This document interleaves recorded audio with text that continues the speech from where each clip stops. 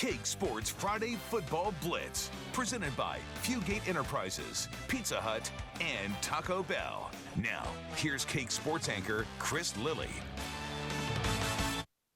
Hello everyone, we have made it to the halfway point of the regular season. Bishop Carroll and Northwest was our blockbuster to begin the year, and the Eagles are involved in another awesome matchup. Bishop Carroll on the road at Derby is our game of the week. Two programs with a lot of football tradition.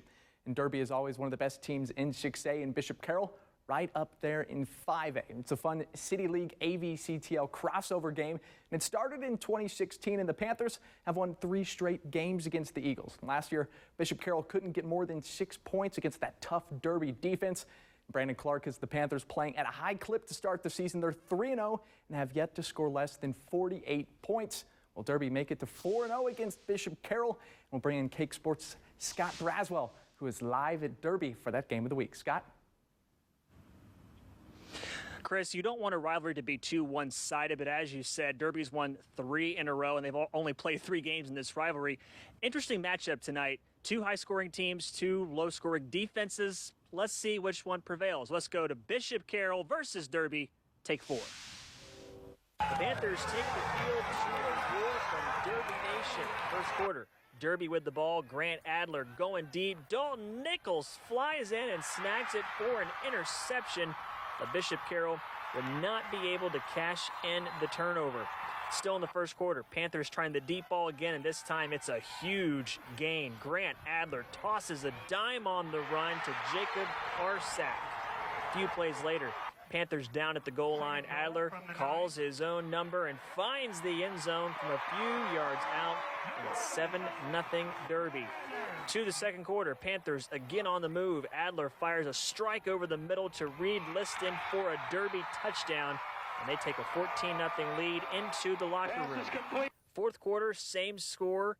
Fourth down for Bishop Carroll. Aiden Needens is sacked by Seth Smith, and it's a turnover on downs. Derby takes advantage of the defensive stand. It's Trey Washington finds the end zone to put the icing on the cake. And the Panthers top the Golden Eagles 21-0. We had a game plan, kind of went out the window the first drive. I mean, they're a lot better defense than we faced, and I give a lot of credit to them. They did a lot of different things that maybe we weren't ready for. So I mean, hands off to them, and but we ended up figuring it out and pulling it up. That pretty much sums up the game right there. Both teams seemed out of syncs at time on offense. But, Chris, here's the most important part. Coach Clark told me after the game, he said, look, this is a great game for both of us because it's so valuable, the film we get, because Bishop Carroll's going to do some things on defense that we're not going to see the rest of the year. And he said, they're trying to win a 5A state title. We're trying to win a 6A state title. That pretty much sums up just how strong both of these programs are. And one final thing. Chris, could you tell Jay Prater, thank you for keeping the thunderstorms and rain away from Panther Stadium? Just kind of a thing. We had some challenging weather early in the game, and it kind of moved south of us, so kept my fingers crossed, and it worked. So anyways, give Jay my thanks. Back to you, Chris. Thanks for that, Scott. Message received. We got it. And big rivalry game also, Goddard Eisenhower versus Goddard tonight. And the Tigers Lions are both 2-1 to start the season. And it's the Tigers who strike first. Chance Omley with the direct snap, and he finds some room on the sideline. He just explodes away from the defense. Look at that, dives in for a touchdown, gets the pylon. Tigers up 7-0.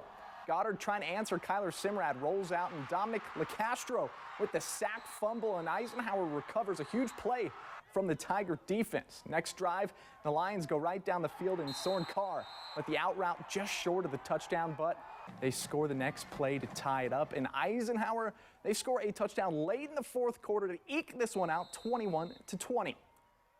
Northwest hosting West in the City League. The Grizzlies are coming off a dominant 31-0 win over Great Bend. In the first possession, and Jeremiah Brown is looking deep. He airs it out way downfield. Northwest's Witu Kolomo plays it perfectly. That's a pick, and the Grizzlies defense is a problem. They're very good. Northwest goes right down the field, and Reagan Jones with the QB keeper.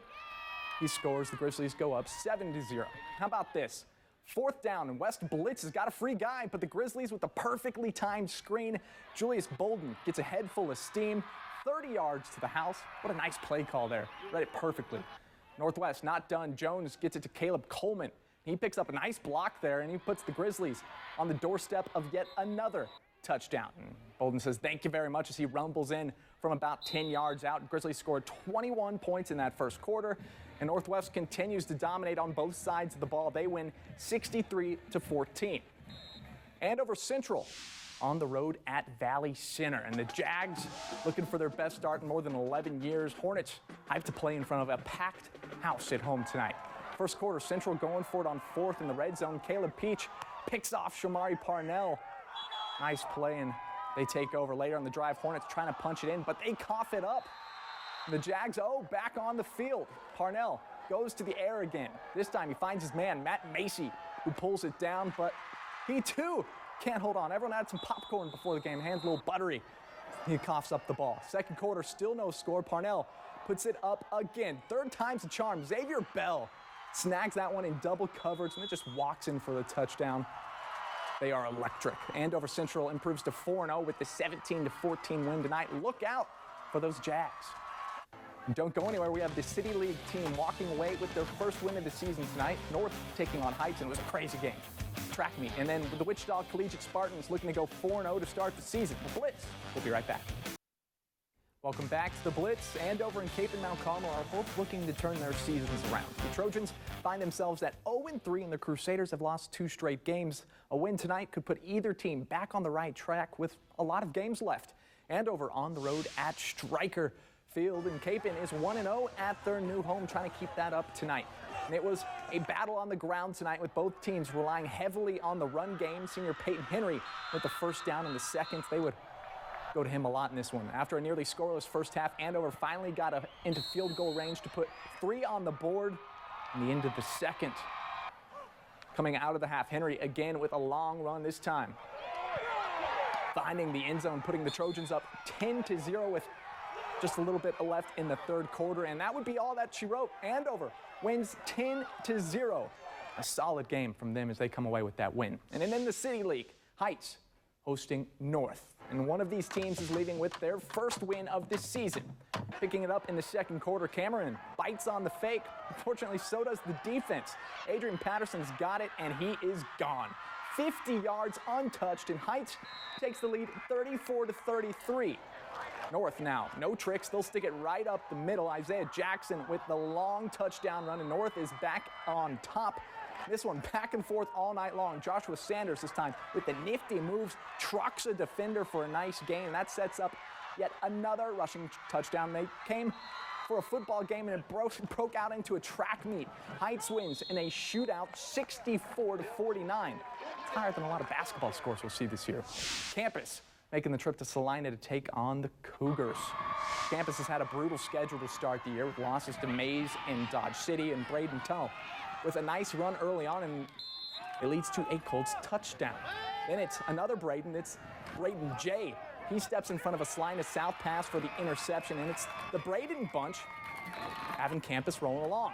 The Cougars take it back, though. Salina South takes advantage. Brant Cox finds his way to pay dirt. Salina South down just 12-7. And that's the spark they needed. Taryn Galloway with a beauty of a throw to Cox. What a pitch and catch for the touchdown. In traffic, finds the end zone, and Salina South up 21-12 at the half, and that's where it'll stay. Game is postponed until tomorrow because of the weather. Trinity taking on Collegiate tonight, and the Collegiate Spartans are off to a great 3-0 start to the year. And Jacob Chugg, he was the man. Gets the handoff, and he has blockers to take it 20 yards to the end zone. Collegiate goes up 7-0. They go right back to their bread and butter. Chugg right up the middle. Nobody is stopping him. Spartans up 14-0 on homecoming night. The student section in a festive mood. Fire off the confetti. Not quite a confetti cannon, but it'll do. Nice job. Collegiate's offensive line was putting on a clinic. The big fellas up front giving Chugg some great holes. The junior running back does it again. Collegiate, they beat Trinity 58-0, blanking them on homecoming. And after the break, we'll show you how Eureka did in their homecoming game against Padonia, and how East handed South their first loss of the season in our City League Game of the Week from last night. Hello everyone and welcome back to the Blitz. We had a special game tonight, Eureka hosting Padonia, and it's their first true home game since 2017 because a tornado destroyed their field last year. And it gets even better. The last time Eureka played a home game, like said, in 2017 when they hosted Padonia.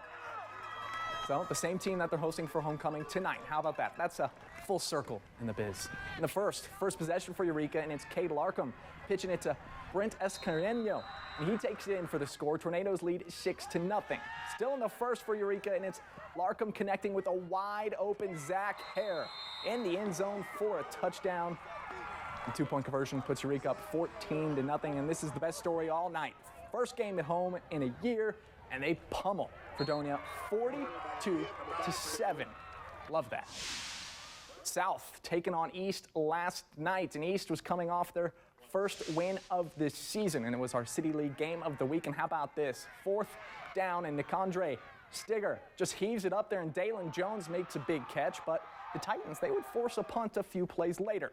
Deshaun Grant's going to work for South. He takes it himself up the sideline, absorbs some big hits, nearly a 30-yard run for the senior QB. He got them all the way down there. Might as well cap it off with a touchdown. He does just that. South up 6-0.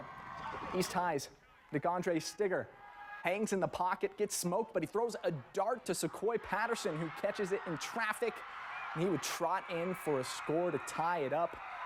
And then the next possession, the Blue Aces go under the center, and they power their way in for the go-ahead touchdown. And East goes on to win this game 26-14. They hand South their first loss of the season after South started out 3-0. So look at that, the Blue Aces getting another win there. Week 4 is in the books. For all the scores and highlights from tonight's Friday Football Blitz, be sure to head over to KAKE.com. We'll see you back here next week. Have a wonderful night.